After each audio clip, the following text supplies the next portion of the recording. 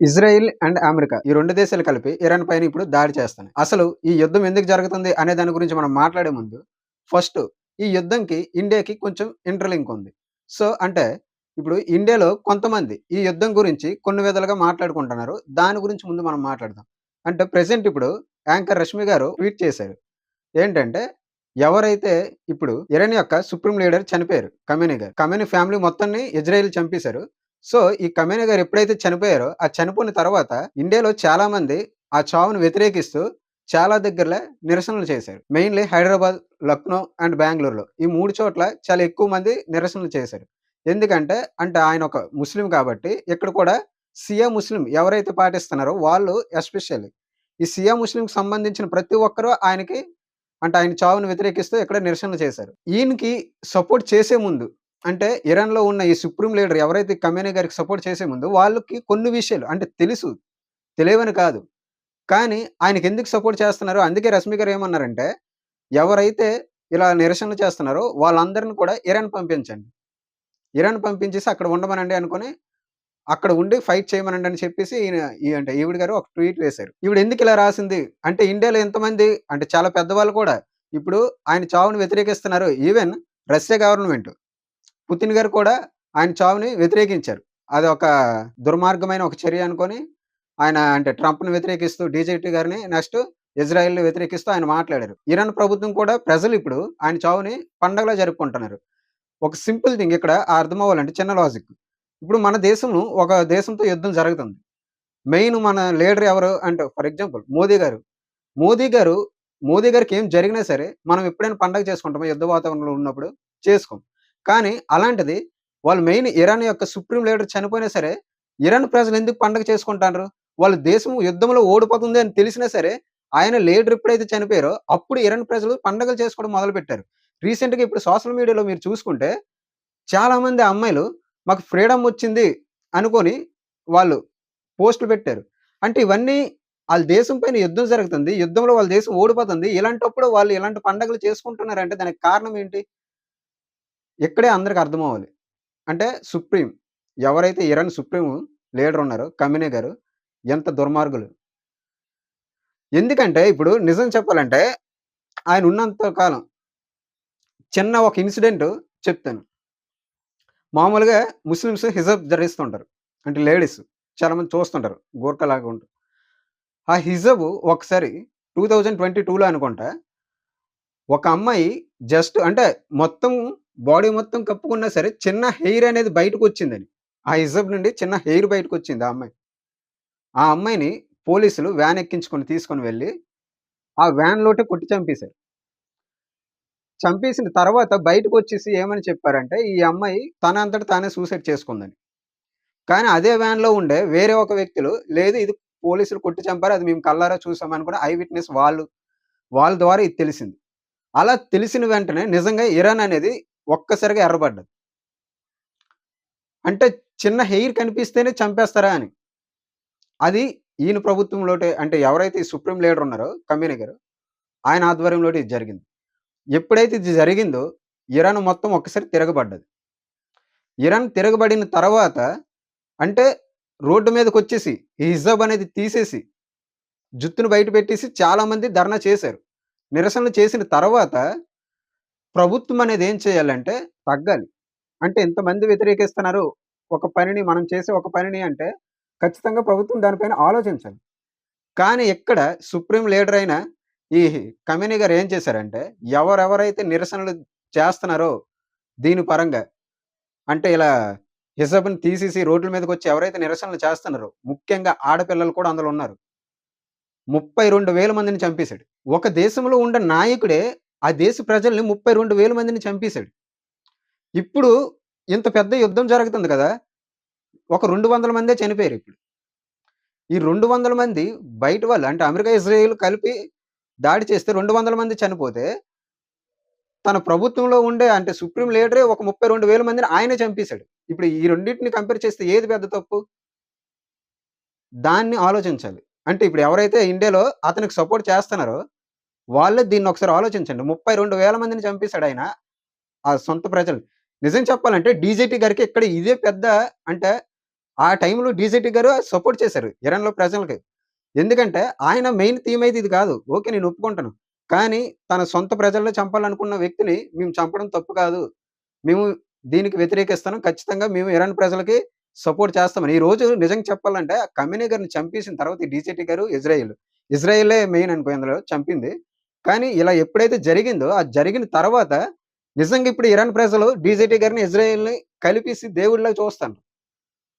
ఎందుకంటే వాళ్ళకి ఆ ఫ్రీడమ్ అనేది వాళ్ళిద్దరి వల్ల లభించింది. ఇప్పుడు ఒక దేశానికి ఫ్రీడమ్ అనేది దేశ నాయకులు తీసుకురావాలి తప్ప, వేరే దేశ నాయకులు ఫ్రీడమ్ ఇచ్చినట్టు అయిపోయింది ఇక్కడ. అంటే ఇరాన్ ఎంత దౌర్భాగ్య స్థితిలో ఉందో దీన్ని బట్టి అర్థం చేసుకోండి. సో, ఇండియాలో ఇప్పుడు ఎవరైతే సపోర్ట్ చేస్తున్నారో వాళ్ళందరూ సపోర్ట్ చేయడం ఆపేసేయండి. ఎందుకంటే ఆ దేశ ప్రజలు కోరుకున్నారు ఆయన చావుని. అండ్ ముఖ్యంగా ఇంకొక విషయం చెప్పాలి. ఇక్కడ ఇండియాని చాలామంది అంటే తక్కువ చేసి మాట్లాడే వాళ్ళ గురించి ఇప్పుడు చెప్తున్నాను. బయటికి వెళ్లి మీరు పని కోసం బయటకి వెళ్ళడంలో తప్పు లేదు.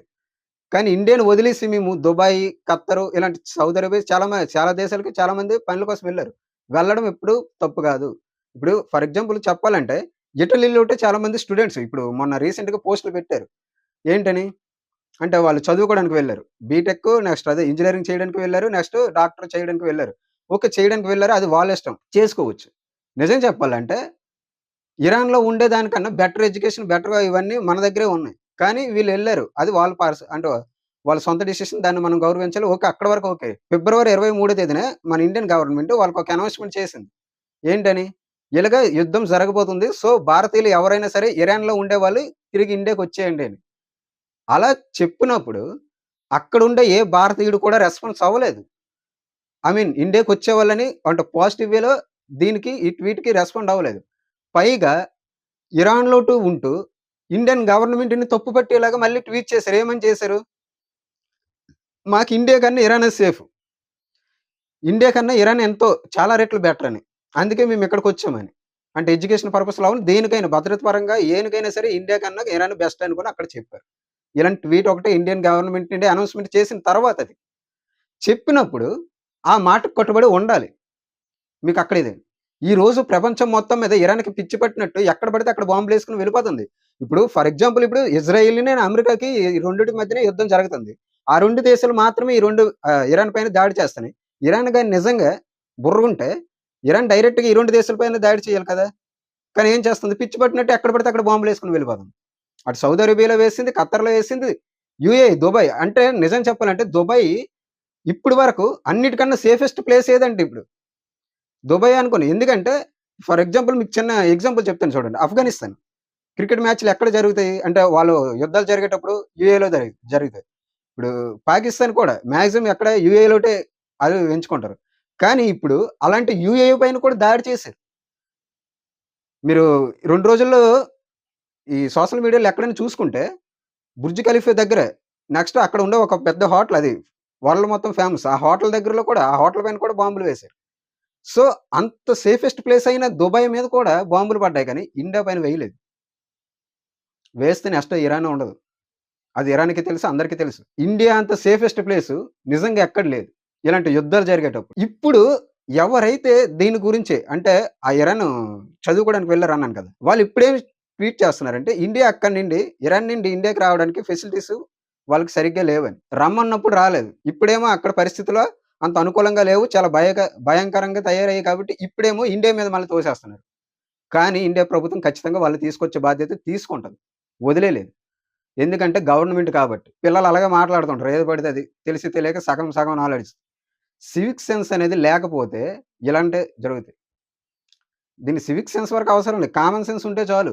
మెయిన్ ఈ రెండిటిని ఎందుకు చెప్పాలనుకున్నానంటే, ఇండియాలో ఉంటూ ఇండియానే సపోర్ట్ చేయకంట కొంతమంది అంటే మేలు జరుగుతున్నా సరే, ఇలా ఇస్లామిక్‌కి సంబంధించిన ఒక దేశాన్ని సపోర్ట్ చేస్తూ మాట్లాడతారండి. అండ్ అసలు ఈ యుద్ధం ఎందుకు స్టార్ట్ అయింది ఇవన్నీ విషయాలకొస్తే 2010 అంటే ఇది ఇప్పుడు డీజేటీ గారు, ఇజ్రాయెల్ కలిపి ఇప్పుడు చేసింది కాదు. 2015లో స్టార్ట్ అయింది యాక్చువల్లీ. నిజంగా ఇక్కడ చెప్పాలంటే. బారక్ ఒబామా గారు ఉండేటప్పుడు ఒక ఒప్పందం చేసుకొనొచ్చారు ఇరాన్‌తో. ఏంటంటే వాళ్ళు అప్పుడు ఇప్పుడు న్యూక్లియర్ బాంబ్ తయారు చేస్తున్నారనుకోని డీజేటీ గారు వాళ్ళ పైన ఫస్ట్ అంటే ముందు నుండి న్యూక్లియర్ బాంబ్ అనేది ఇరాన్ తయారు చేయకూడదనుకునే ఈయన మెయిన్. సో, అప్పుడే దానిపైన ఒక ఒప్పందం చేసేసరికి, ఆ ఒప్పందం అనేది బారక్ ఒబామా ఏదైతే ఒప్పందం చేశారో, ఆ ఒప్పందం అనేది డీజేటీ గారికి నచ్చలేదు. అది అప్పుడే ట్వీట్ చేశారు. 2015లో ట్వీట్ చేశారు. ఇప్పటి వరకు ఈ కంట్రీల మధ్యన జరిగిన ఈ ఒప్పందాలైతే ఏవైతే ఉన్నాయో, ఆ ఒప్పందాలన్నిట్లో వరస్ట్ ఏదైనా ఉన్నదంటే ఇదే అనుకోని దాని గురించి మాట్లాడారు.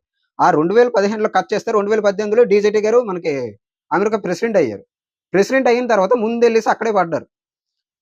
అది అంటే అలాగలాగా ఇరానే అమెరికాకి దాడి చేయడానికి చాలా అవకాశాలిచ్చింది. అంటే ఇప్పుడు ఇందాకల చెప్పాను కదా! హిజాబ్ గురించి వీటన్నిటి గురించి. ఆ ప్రొటెస్టుల గురించి. అంటే ఇరానే దానికి తోడు మళ్ళీ ఒక వార్నింగ్ కూడా ఇచ్చారు. అటు ఇజ్రాయెల్‌కి కూడా ఇరాన్ అనేది న్యూక్లియర్ బాంబ్ తయారు చేస్తే వాళ్ళకి కూడా చాలా డేంజర్. సో, దానివల్లేంటంటే ఇరాన్ అనేది న్యూక్లియర్ బాంబ్ తయారు చేయకుండా ఉండడానికి ఒక ఒప్పందము ఆల్రెడీ డీజేటీ గారు అటు ఇజ్రాయెల్ 2 దేశాలు కలిపేసి వెళ్లి చెప్తే ఆళ్ళు వినలేదు. ఆల్రెడీ మళ్ళీ సీక్రెట్ కూడా అండర్ గ్రౌండ్‌లో న్యూక్లియర్ బాంబ్‌ని తయారు చేయడం కూడా జరిగింది. ఇది తెలుసుకున్నవి ఈ 2 దేశాలు ఖచ్చితంగా ఆ దేశం పైన అటాక్ చేయాలనుకుని చేశారు. అంటే ఇది first reason and major reason కూడా. సెకండ్ రీజన్ వచ్చేసి ఆయిల్. అన్ని దేశాలకి ఆయిల్ అనేది ఇరాన్ సప్లై చేస్తుంది. ఇదే మీరు ఒక కొన్ని రోజులు వెనక్కెళ్తే వెనిజులా అక్కడ మెయిన్ అధ్యక్షుడిని మనోళ్ళు డీజేటీ గారు కిడ్నాప్ చేసుకొనొచ్చేసారు. మీరు గమనిస్తే ఈ మధ్యన డీజేటీ గారు కొన్ని వరస్ట్ డిసిషన్స్ తీసుకున్నా సరే, ఈ మధ్యన ఆయన చేసినవన్నీ మాత్రం చాలా అంటే చాలా అంటే ఒక్కటి కూడా ఏది కూడా చిన్న చిన్న వాటివి చేయలేదు. చెప్పారు కదా! నేను కొట్టినవాడిని డాన్ అనుకుని ఉంటది ఒక డైలాగు. అలాగే చేశాడు. వెనిజులా దేశంలోకెళ్ళేసి 15 నిమిషాల్లో వెనిజులా అధ్యక్షుడిని కిడ్నాప్ చేసుకొని తీసుకొనొచ్చేసాడు. అండ్ రెండోది మొన్నే మెక్సికోలో వరల్డ్‌లో ద బిగ్గెస్ట్ డ్రగ్ డీలర్ అతన్ని చంపేసాడు. అండ్ మూడోది ఇప్పుడు ఇరాన్‌లోటే సుప్రీం లీడర్‌ని ఈయన్ని కూడా చంపేసారు. ఇవి మామూలు విషయాలు కాదు ఈ 3 కూడా. కానీ ఒక్కడే చేసి చూపించాడు. చాలా మంది ఇప్పుడు ఇండియాలోటి ఇండియాకి కొంచెం ఇప్పుడు సపోర్ట్ చేయట్లేదు డీజేటీ గారు. అది వేరే విషయం. కానీ మనకు సపోర్ట్ చేయట్లేదు కొన్ని విషయాల్లో అనుకోని ఆయన ప్రపంచానికి ఇప్పుడు మోస్ట్ డ్రగ్ డీలర్‌ని చంపడం కూడా మంచి విషయమే. ఇప్పుడు ఈ ఖమేనీ గారిని చంపడం కూడా మంచి విషయమే. అక్కడ వెనిజులా అంటే ఒక మంచి పని చేసేటప్పుడు ఖచ్చితంగా ఆయన్ని మనం అభినందించాలి.